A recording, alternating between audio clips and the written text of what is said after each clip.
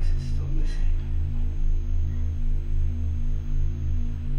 I don't really know where to look anymore. We should just move on. Maybe get a PlayStation 4.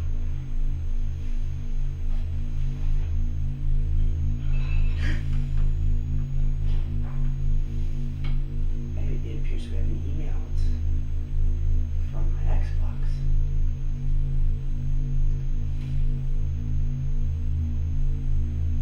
Hello?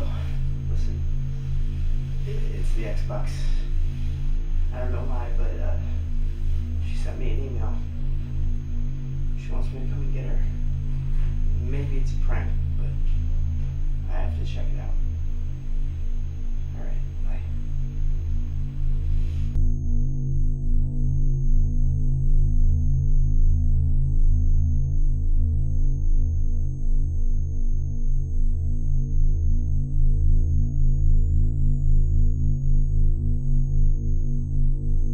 Wow, an Xbox!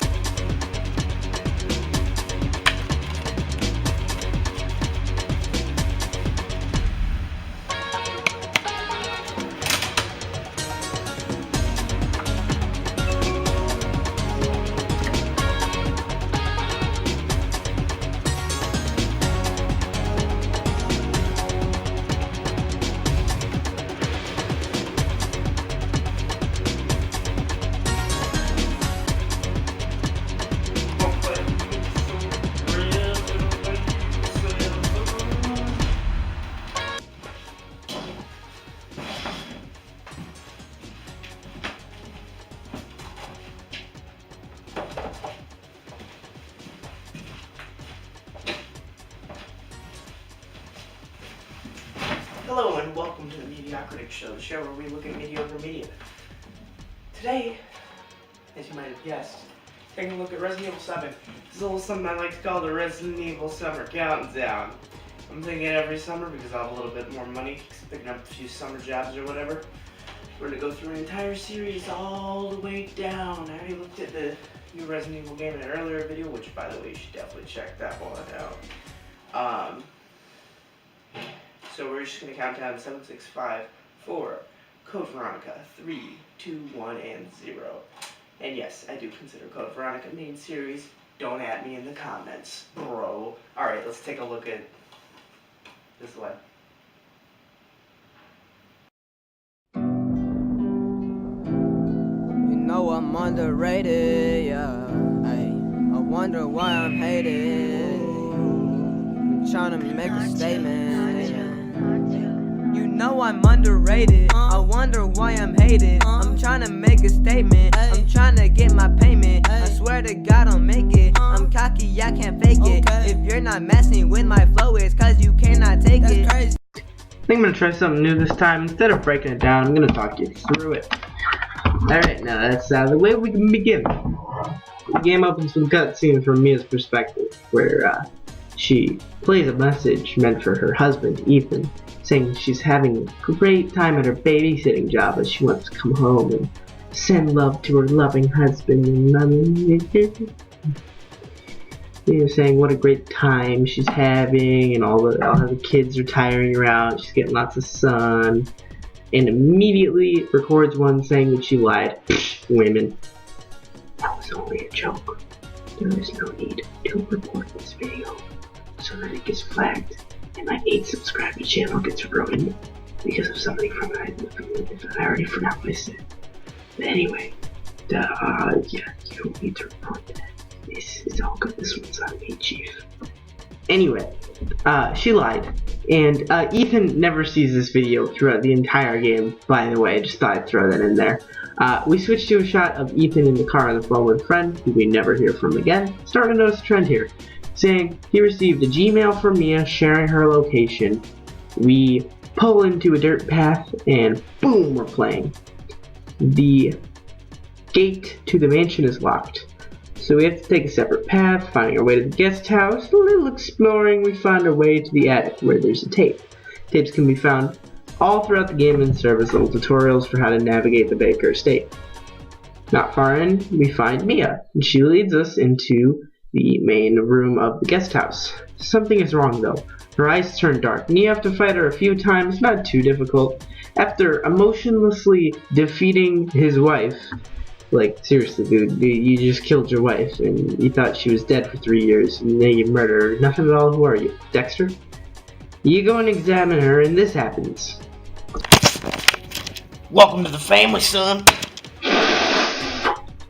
After some navigation, an officer knocks on the window, and is all like, Good evening, gentlemen.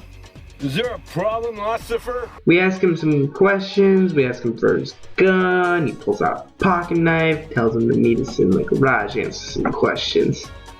As soon as we find that, I will not show this part, but Jack graphically shoves a shovel. Oh, that's why it's called that.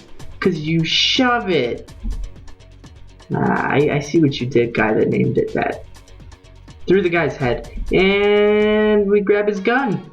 Now we're locked in the garage with the father, whose name is Jack. I will not reveal anything else about this boss fight. You'll have to look elsewhere. You find the thing, put it in the other thing, and unlock the main hall, wherein you have to find 3 dog heads, which aren't too much trouble. The third one can be a pain. It's not too hard. In the third fight with Jack, we Redacted. and it seems it won't be much of a problem now. You place 3 dog heads in the door.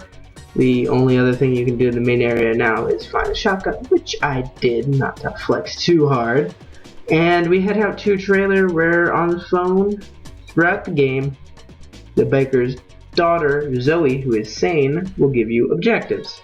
She tells us to find a necrotoxin or whatever it's called to cure us from the disease. Now we head out to the boat room and find Jack's wife Marguerite, who we really have to build a flamethrower to fight. And upon doing so, we find the key to her room, go to open it, there's a little skirmish with Marguerite, after which we go upstairs, call Zoe, find out Bakers were all infected with what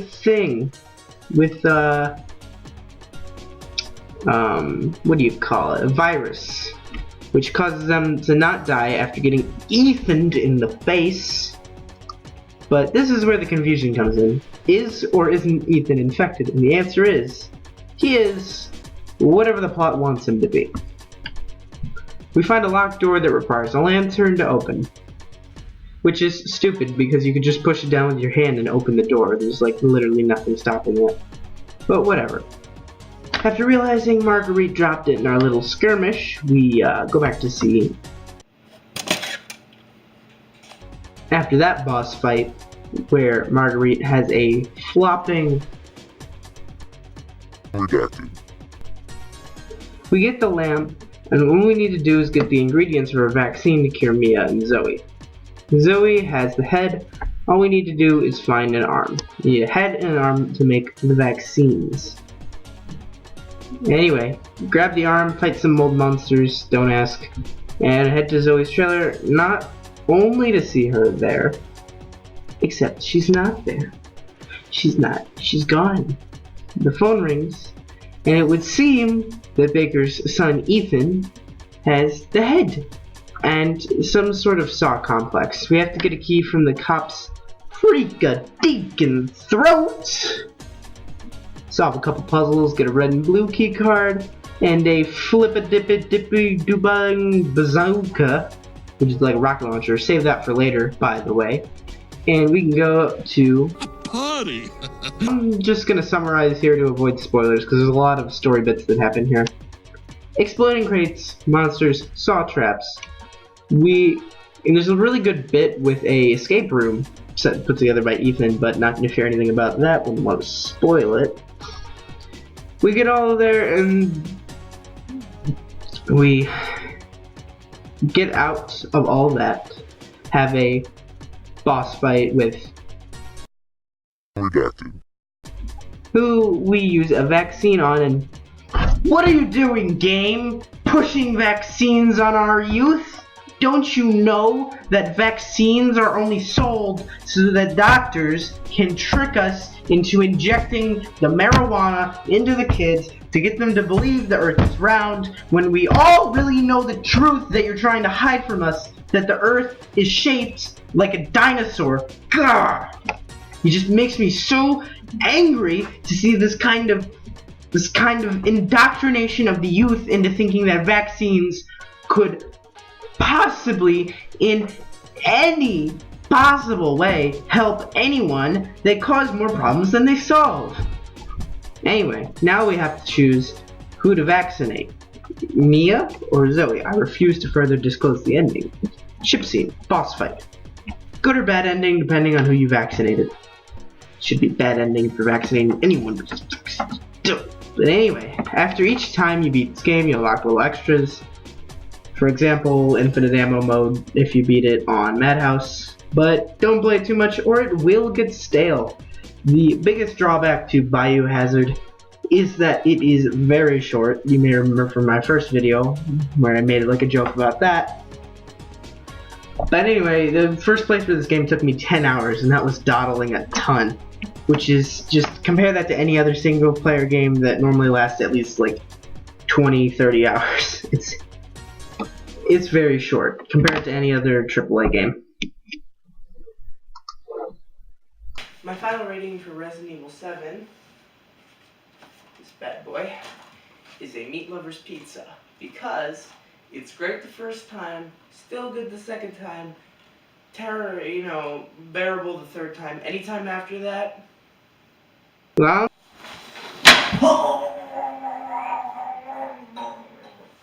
Hey, thanks for watching. As usual, Mediacritic shows brought to you by viewers like you.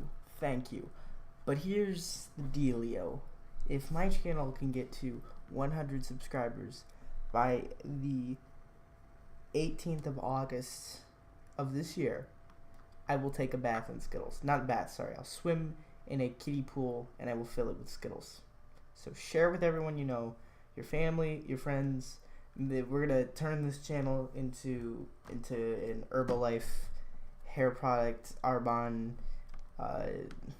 L'Oreal because I'm worth it, MLM scheme. Alright, you need to share it to everybody if you want to see me dive in a pool of Skittles.